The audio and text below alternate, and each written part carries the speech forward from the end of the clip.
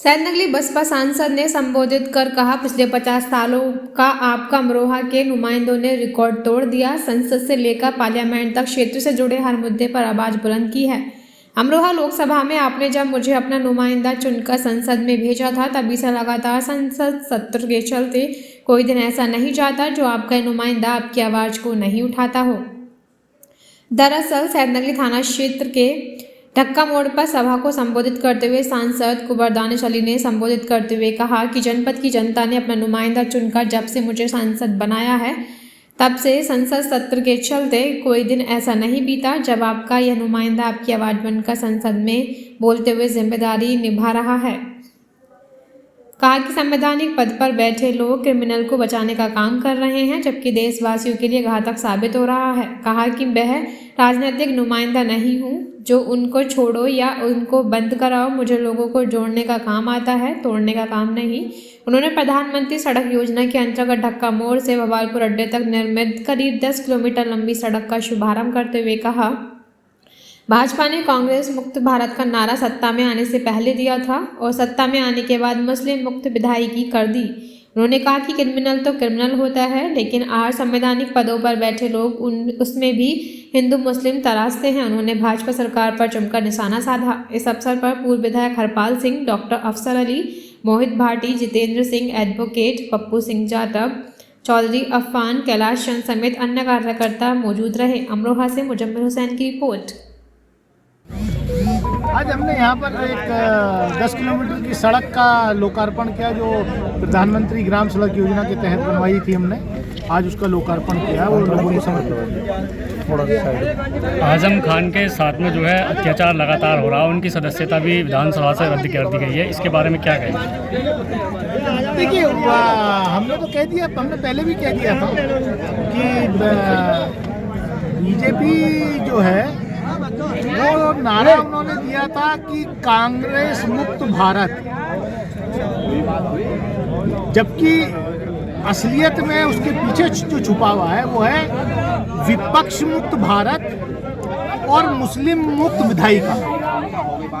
और भाजपा ने ये काम अपने यहाँ तो कर लिया। बीजेपी की पार्लियामेंट्री पार्टी में अब एक भी मेंबर नहीं है संसदीय दल में, और जो विपक्ष से चुन के आए हुए थे उनको भी कैसे कैसे एक एक करके निपटाया जाए उस काम पे लगे हुए हैं। आजम खान के करीबी हैं जो मीडिया प्रभारी हैं, उन्होंने बीजेपी ज्वाइन कर लिया, क्या कहेंगे? देखिए, कौन किसका करीबी और कौन क्या पार्टी ज्वाइन करता है उस पर मैं कौन होता हूँ टिप्पणी करने वाला। मेरा तो जिनके बारे में आप पूछे उनसे भी कोई ऐसा ताल्लुक नहीं है।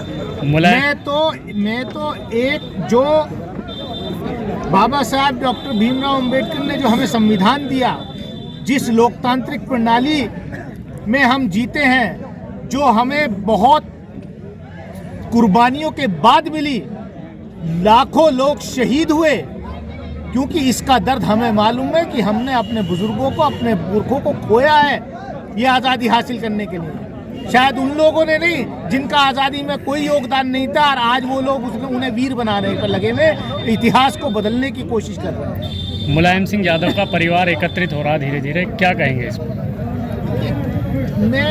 इस पर मैं क्या टिप्पणी कर सकता हूँ? दूसरी पार्टी के मामले पे मैं क्या टिप्पणी कर सकता हूँ? मैं तो चाहता हूँ कि सबके परिवार इकट्ठे रहें, किसी के परिवार में कोई कलह ना हो। मैं तो चाहता हूँ आपके परिवार में भी कलह नहीं होनी चाहिए।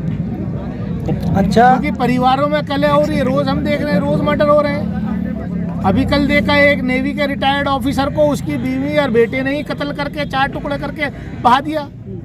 तो मैं तो चाहता हूँ सबके परिवार इकट्ठे। अच्छा, जो एक लड़की की 35 टुकड़ों में डेड बॉडी मिली है, उस पर आपने अभी संबोधित करते कुछ कहा, क्या कहेंगे कि हिंदू मुस्लिम और धर्म से जोड़ते हैं? देखिए, क्रिमिनल क्रिमिनल होता, और सरकार क्योंकि क्रिमिनलों पर कार्रवाई नहीं कर रही, वो उसमें जात और धर्म ढूंढने लगती है, वो उसमें पक्ष और विपक्ष ढूंढने लगती है, इसलिए क्रिमिनलों के हौसले बुलंद हो रहे हैं। आजमगढ़ की घटना अभी परसों की है, जहां पर एक नौजवान ने अपनी मंगेतर के साथ उसको भी वही हालत की, टुकड़े टुकड़े किए, मार दिया। हाथरस की घटना किसी से छिपी नहीं है। उन्नाव की घटना किसी से छिपी नहीं है। लॉ एंड ऑर्डर, महिला सुरक्षा उत्तर प्रदेश में बिल्कुल जीरो है, ध्वस्त है। अब मैं तो जो मौजूदा जिसकी केस की आप बात कर रहे हैं, मैं उस पर भी उतनी ही कार्रवाई चाहता हूं कि जो कानून में सख्त से सख्त कार्रवाई हो सकती है वो होनी चाहिए। और मैं उत्तराखंड की उस बेटी जिसको रिजॉर्ट से उठा करके मार दिया गया, बहा दिया गया, उसके कातिलों पर भी ऐसी ही कार्रवाई चाहता हूं। और मैं उन कातिलों पर, उन रेपिस्ट को भी माफी नहीं देना चाहता जो बिल्किस बानो के हत्यारे थे और रेपिस्ट थे, सरकार ने उनको छोड़ दिया। मैं ऐसे किसी रेपिस्ट को पैरोल पर छोड़ करके वो बच्चियों को संबोधित करे, राम रहीम जैसे रेपिस्ट को भी जो है सरकार का संरक्षण जब मिलेगा तो ये तो होना ही है। उपचुनाव चलने वाला है, बसपा का वोटर किधर जाने वाला, रामपुर और खतौली? देखिए, हमारा वोटर, हमारी पार्टी का वोटर बहुत समझदार वोटर है। हमारी कैडर बेस्ड पार्टी है, वो अपने तरीके से अपना फैसला करता है। हम लोग